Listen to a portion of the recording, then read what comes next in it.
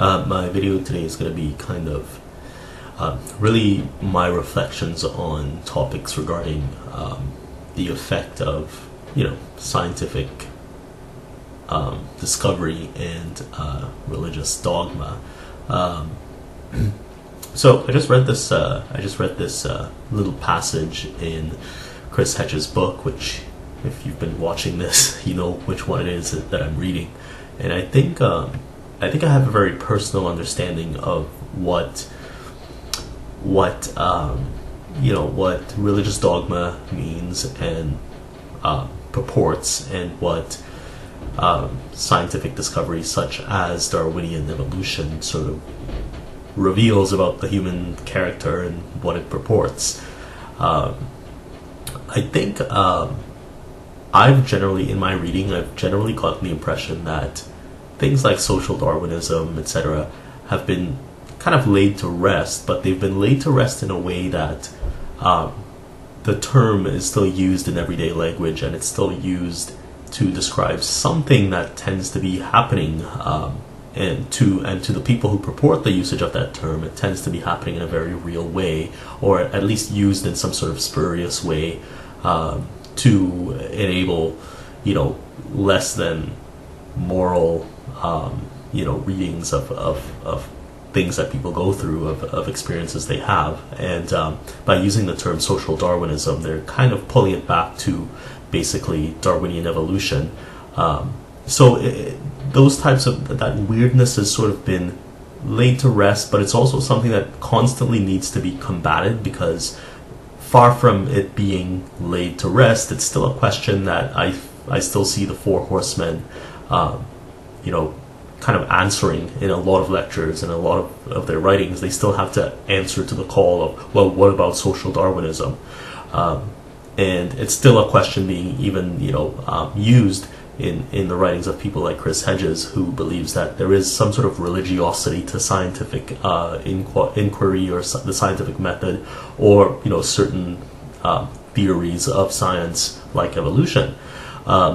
So even to this day, it's still, and I'm saying to this day, some of the lectures I've watched are pretty recent, as of 2014, 2015, 16, etc.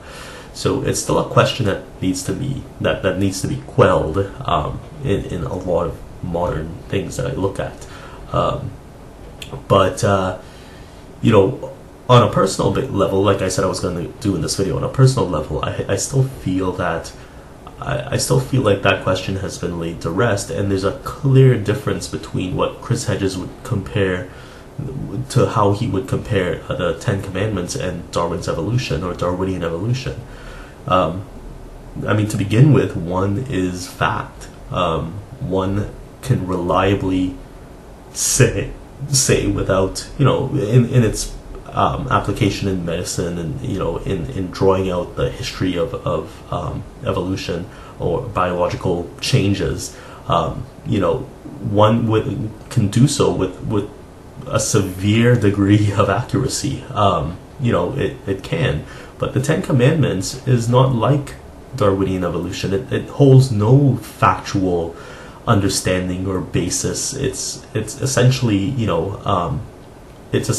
there are snippets of the Ten Commandments that kind of reflect a very moral sense of humanity, but it's not scientific fact, and it's not something that you can necessarily base your life on, because I think most people these days break those commandments to some degree or the other. That's a very core difference. And most of the proponents that I've been listening to or have read that go on about Darwinian evolution, they always give the caveat that social Darwinism is not really what evolution is supposed to be supporting. It's not supposed to be, you can't say that evolution supports social Darwinism. Like it just doesn't work that way. I know Sam Harris has written that book, The Moral Landscape, and I think maybe he works on the premise that if you agree that suffering is bad, etc., etc. I'm kind of paraphrasing here, but yeah, so I mean, it does have to work a little bit on that, but I mean, who wouldn't agree that suffering is bad? So I don't know, that's where I am today, and maybe I will post this video or not. I don't know, I have a feeling it's too rambly, but I'll post it maybe. Okay, bye.